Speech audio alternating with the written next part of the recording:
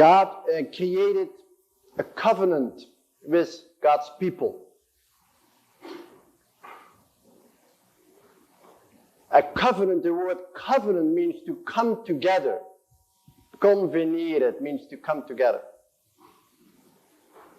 And you know that covenant was first established, with Abraham, with Noah, with David. And that covenant was very much a covenant to say, I'm with you, and I will protect you, and I will keep you together.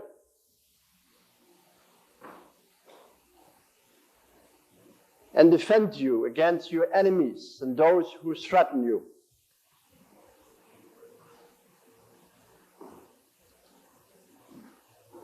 But when God sent his only Son to us, he made a new covenant. And that new covenant is a covenant with all people.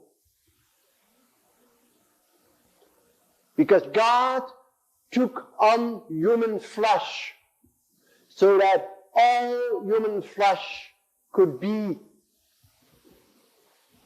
lifted up into God. And I don't know if we always realize that the new covenant is a covenant that is essentially inclusive. That includes all people from all times and from all places.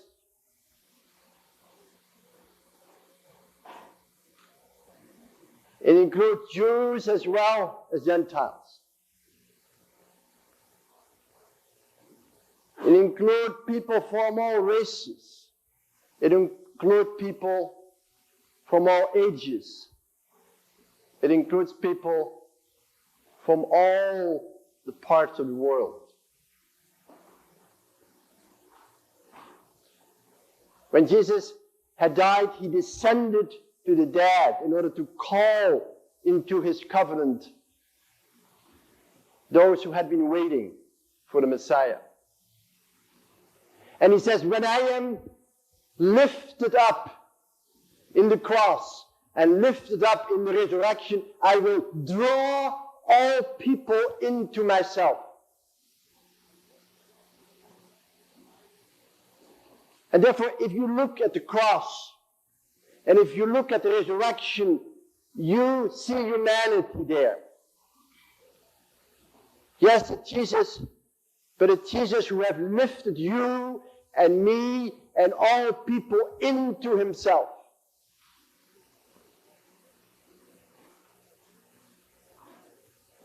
And one of the great tragedies of the Christian history is that Jesus has often used to exclude people. And it's not easy for us to constantly say to our brothers and sisters, you belong to that covenant. Because it's a covenant with all of humanity. The Jesus of the gospel is the Jesus who calls all people into unity. Father, may they be one as you and I are one. And may all people from all races and all ages be one. Belong to that same human community. May they all be the beloved sons and daughters of God and brothers and sisters for each other. I mean, that is the core of the new covenant. That we all belong together. And that any division and any separation and any segregation and any exclusion is not in the spirit of the one who died on the cross and who sent us his Spirit and said, my Spirit will blow wherever it wants. And I want you to, this afternoon, to claim that you belong to the Lord who wants to include everyone. And I want to tell you that for me, that has been a whole journey and a very painful journey. Because I was born and raised as a Roman Catholic in Holland, in a time that Catholics were clearly not Protestants. And that Christians were clearly not Buddhists or Hindus. And that somewhere I was raised in that very safe garden with very clear boundaries. That says, I am Catholic and not Protestant. I'm Christian and not Buddhist. I am a believer and not an unbeliever. And so somewhere my world, safe as it was, had all these fences around it that made me very clear that I was not like the rest, like the others.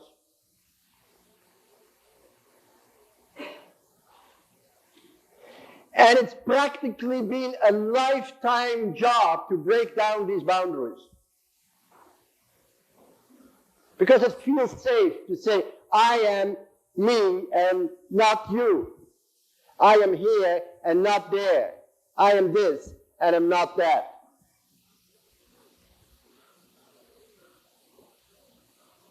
And as I was growing, I suddenly realized that the fences of my safe little garden were breaking down all over the place. That my Protestant brothers and sisters were in many places calling me to Christ even more fully than members of my own religious community. That people of other faiths were sometimes calling me to prayer in ways that my own Christian brothers and sisters couldn't. And that people who are not believing and who in no way knew about Jesus were loving and caring in ways that was even far beyond my own imagination. And as I was growing older, I suddenly realized that none of the boundaries were boundaries that Jesus wanted me to live with. And it was as if I was stripped from him and was left with no one but Jesus alone.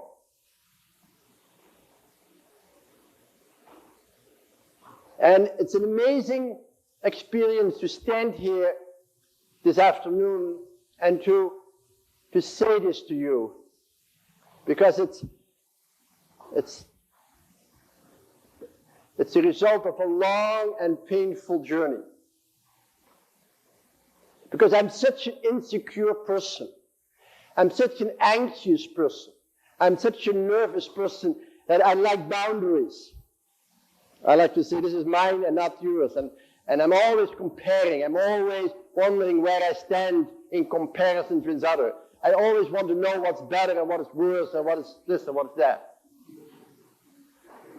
I'm always trying to evaluate things, to judge things, to have opinions about people, to somewhere, have a little control over my world. And every time I meet a person, really meet a person, every time I'm getting close to another human heart, I discover that that control is taking away from you, from me. I'm a priest, but I discover you are too. I'm that God, I discover but others do too in different ways. And suddenly I realized that the Jesus that I came to know in that safe little garden, that I came to know in that very protecting church, that I came to know in that very loving family that cared for me and loved me and saved me, finally is saying, Henry, you're on your own. There is no one in this world that should not have a place in your heart. Because my heart is beating for the world.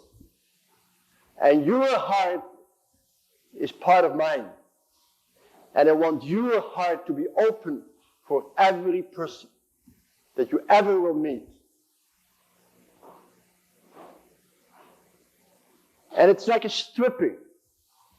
It's like a stripping off safety and say, there is no safety except in the one in whom all humanity has been lifted up and who sends me into this world. And I think going to Lash was simply one way of stepping over a boundary.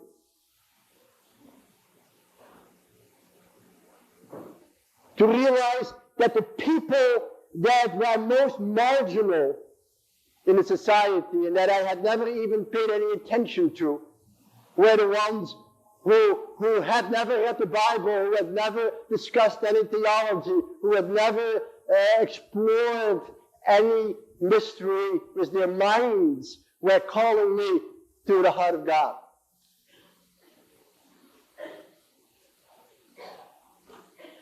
And that people who couldn't speak, or who couldn't walk, or who couldn't even express themselves in any articulate way, were revealing to me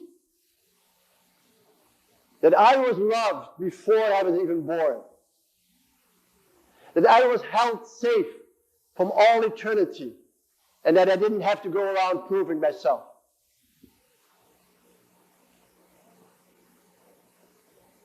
And every time again I discover that people who I consider to be other, different, over there, strangers, not belonging to my circle, were the people who brought me back to the center of God's heart.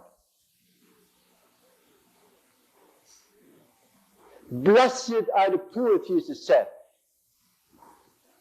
And suddenly I realized that there are so many people who in my perspective were poor, but who were rich with the blessing and brought the blessing to me to bring me closer to that incredible mystery that God loves me and loves you and loves all people with the same unconditional love. And dear friends, I just want to simply say that is something for us to live. To live the truth that all people in this human family are your brothers and sisters. And that all people in this human family are loved by God with the same unconditional love as Jesus was loved by God. That Jesus came to reveal to us what it means to be safe in God's embrace. That Jesus came to say, I am the beloved Son of God, and I come to you so that you can claim for yourself that you are God's beloved children, that you are God's beloved sons, that you are God's beloved daughters. And that's the truth of who you are. Whether you know about Jesus or not, whether you are in prison or free, whether you're a prostitute or whether you are a queen, whether you are this or that, you belong to me, and I embrace you with a love that is the same love with which I embrace my only Son, Jesus. And I think it's so hard for us because we're so fearful people. And we so quickly say, well, yes, but. And still I believe that as you and I claim that incredible truth of our belovedness, that you will start experiencing an enormous freedom. A freedom so great that there is place for every human being in your heart. A freedom that is so immense that you no longer have to judge, to evaluate, to decide who is better and who is worse. A freedom that allows you to call people home and say, I don't need to hear your story, but I love you. And there's place for you in my heart. I don't think you or I really know fully what that freedom is, because somewhere we don't even know how it would be to live a life without judging, without condemning, without evaluating, without putting in place. And still, Jesus is saying, let your heart be inclusive as my heart. Forgive, and you will be forgiven. Do not judge, and you will not be judged. Do not condemn, and you will be not condemned. And trust that as you walk this world, as the beloved son or the beloved daughter of God, you will suddenly discover that you have new eyes to see and new ears to hear the voice of God in those you least expect. Once you have claimed the truth about yourself, once you have claimed for yourself your belovedness, you can see the belovedness of other people. Once you have believed that you are chosen as God's beloved child, you will see that every other human being is chosen too, and does not compete with your chosenness. Once you know that God dwells in your heart, you will see God wherever you go, speaking to you, through people, through events. You cannot see God in the world, but the God in you can see God in the world. Spirit speaks to spirit.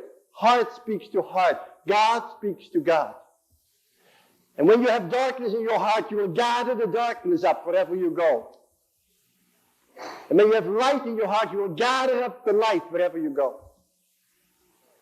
And that's why it's so tremendously important that you claim the light, that you claim the love, that you claim your belovedness for yourself.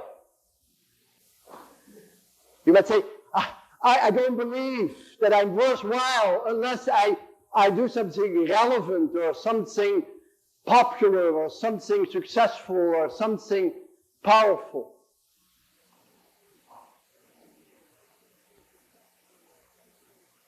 But you know, these are the temptations that Jesus lived in the desert. The demon said, prove that you're lovable. But Jesus says, I am the beloved. I have heard a voice that calls me the beloved. I have heard a voice deep speaking within me, saying, you are my beloved child, on you my favor rests. And I don't need to go around proving myself and separating myself and making war with people and hoarding and clinging.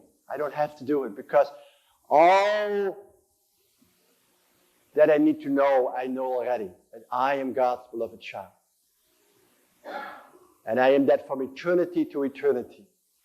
And no world will ever take that away from me. You and I are called to claim that same truth for ourselves. To claim the truth that you are God's beloved child. And it's hard to claim it because of your tendency to self-reject, to say I'm not so good, and if people really would know me, they would love me, and if underneath I did this and I did that, and I should be ashamed, and I feel guilty, and it's all there. It's all there in your history, and I did happen, and that happened, and I'm no longer worthy to be loved. But that's the voice of the darkness. That's the voice of the demon. That's the voice that makes you exclude people and separate yourself from others. But if you are willing to hear the voice of God that speaks to Jesus and that Jesus wants you to hear, then you will know who you are. And if you claim that, you're free. That's called the freedom of the children of God. The freedom not to have to judge, not to have to condemn, not to have to put in boxes, not to have to say, you are more than I, or less than I, or separate from me. And you can live that inclusiveness of God as you claim your own spiritual freedom and your own true identity as a child of God.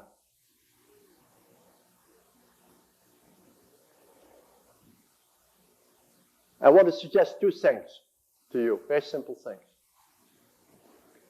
First of all, is to pray. And you know what prayer is? Prayer is to listen to the voice who calls you the beloved. That's what prayer is. Prayer is not, God doesn't need all that. God knows what you need. Prayer is to listen to the one who says, you are my beloved daughter. You are my beloved son. Yes, Lord, but I did it. You are my beloved son. Yes, Lord, but maybe if you really would know me, you are my beloved. And if you're going to be silent, you're not going to hear that in the first place. What you're going to hear is, oh, I forgot this, and I should have done that, and I'm so mad at her, and why didn't she say that to me? And, your whole inner life is like a banana tree filled with monkeys jumping up and down and trying to get you confused. All these voices who tell you how confused you are and how unfree you are and how compulsive you are and how obsessive you are and how restless you are. And you say, my God, I better get busy so I don't even have to deal with the whole thing.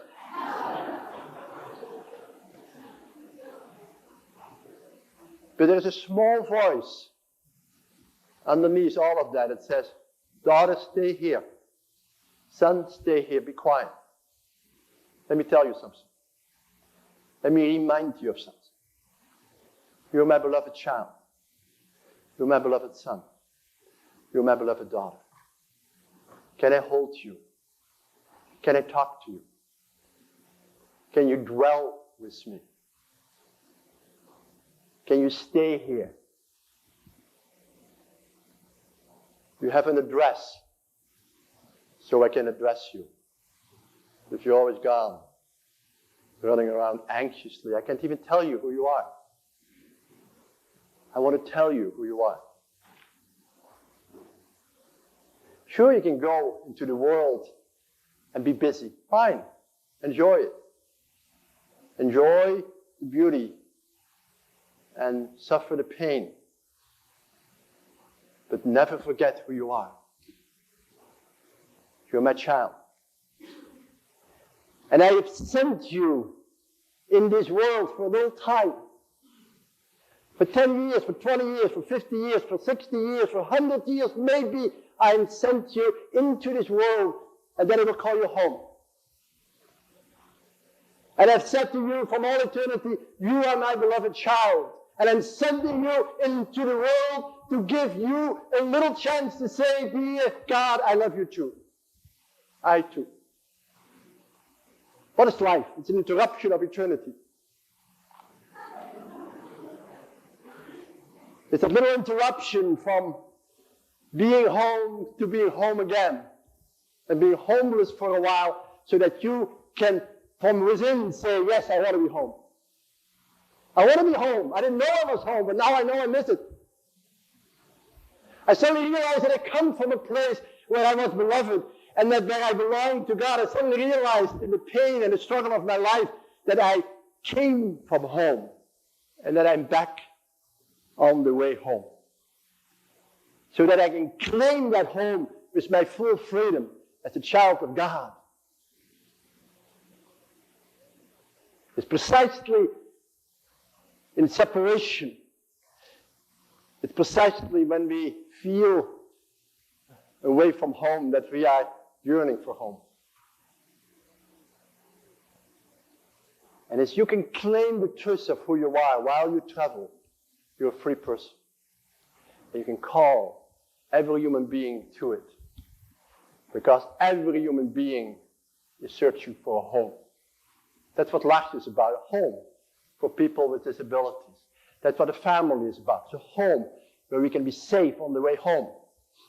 That's what all ministry is about, to call people and give them a sense of home in the midst of their pain. And to remind them where they are going. And that's what Jesus was about. I'm going to the house of my Father, and the house of my Father are many dwelling places, and there are enough for everybody. And I want you to come home with me to where you belong. I've given you a heart that belongs to God. And it will only be restful if it rests in God. That's what I mean by that inclusivity. That is what I mean by this incredible beauty of your and my vocation as a Christian. To be alone, rooted in the heart of Christ, and at the same time to be together with all people, no one excluded.